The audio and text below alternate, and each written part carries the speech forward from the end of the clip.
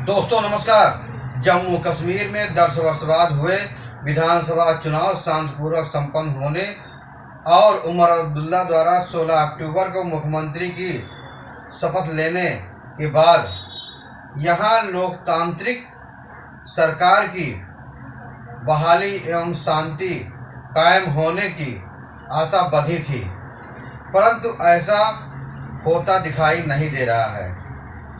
यह शपथ ग्रहण के तुरंत बाद राज्य में हुई आतंकी हिंसा नई सरकार के लिए किसी चुनौती से कम नहीं थी। हम आपको बताना चाहते हैं कि सरकार बनने के बाद घटनाएं कब कब हुई। पहली घटना 10 अक्टूबर को शोपियां के वंदाना मल्होरे इलाके में हुई। आतंकवादियों ने एक गैर स्थानीय व्यक्ति बिहार निवासी मकई विक्रेता की हत्या कर दी। 20 अक्टूबर को आतंकवादियों ने गांदरबल में सुरंग निर्माण में लगे मजदूरों पर गोलियां बरसाई, जिसमें 6 प्रवासी मजदूरों तथा एक कश्मीरी डॉक्टर की हत्या और 5 अन्य को घायल कर दिया। 24 अक्टूबर दोपहर में आतंकवादियों ने बारामूला जिले के गुलमर्ग इलाके में सेना के एक काफिले पर घात लगाकर हमला करके 3 सैनिकों और सेना के 2 पोर्टरों की जान ले ली तथा 3 अन्य को घायल भी कर दिया। इसी दिन आतंकवादियों ने पुलवामा जिले के बाटागुंड गांव में उत्तर प्रदेश के एक श्रमिक को गोली मारकर घायल कर दिया। और अब 28 अक्टूबर को सुबह के समय 3 आतंकवादियों ने सेना की एक एम्बुलेंस पर अंधाधुंध गोलियां चलाकर हमला कर दिया।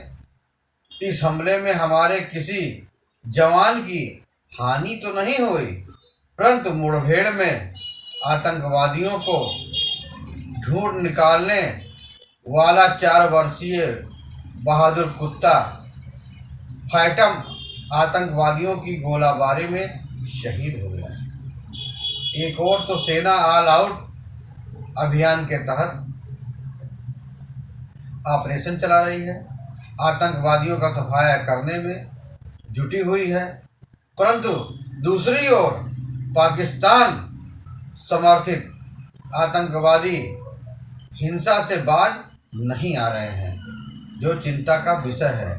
तथा पिछले 18 अक्टूबर से अब तक 11 दिनों में ही 11 स्थानीय तथा बाहरी लोगों की हत्या कर चुके हैं।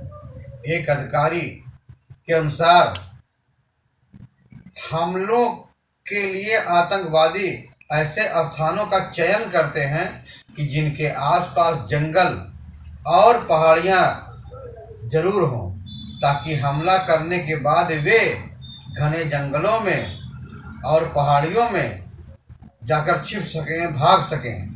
इस बात की पूरी आशंका है कि आतंकवादियों को स्थानीय लोगों का सहयोग मिल रहा है। कुछ लोग चोरी छिपे आतंकवादियों के लिए रेकी करने के साथ उन्हें हर तरह की सहायता भी दे रहे हैं। यह आशंका भी व्यक्त की जा रही है कि कुछ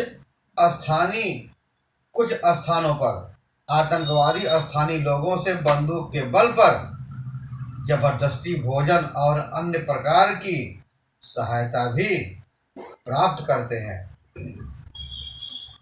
गत 21 अक्टूबर को केंद्रीय गृह मंत्री अमित शाह ने गांदरबल जिले में आतंकवादी हमले की निंदा करते हुए कहा था कि इस जघन्य कृत्य में शामिल लोगों को बख्शा नहीं जाएगा। इससे पूर्व केंद्रीय रक्षा मंत्री राजनाथ सिंह भी पाकिस्तान को आतंक का रास्ता छोड़ने की नसीहत देने के साथ ही यह चेतावनी भी दी, देश को खतरा होने पर कोई भी कदम उठाने से भारत संकोच नहीं करेगा। परंतु ऐसा लगता है कि आतंकवादियों पर उनकी बातों का कोई असर नहीं हुआ। वे डरे नहीं हैं, वे लगातार हिंसा में जुटे हुए हैं तथा सेना के जवानों एवं स्थानीय तथा बाहरी लोगों को निशाना बना रहे हैं। अधिकारियों के अनुसार इन हमलों की जिम्मेदारी द रेजिस्टेंस फ्रंट TRF तथा अन्य पाकिस्तानी समर्थित संगठनों ने ली है। यह आतंकी संगठन लश्कर तैयबा का मुखौटा बताया जाता है। पाकिस्तान से ही घाटी में खून खराबा करने की साजिश रची जाती है तथा पाकिस्तान ही इन हमलों के लिए फंडिंग भी करता है। TRF का सरगना शेख रज्जाक गुल पाकिस्तान में रहता है। उसी के निर्देश पर TRF का स्थानीय मॉड्यूल जम्मू कश्मीर में सक्रिय है,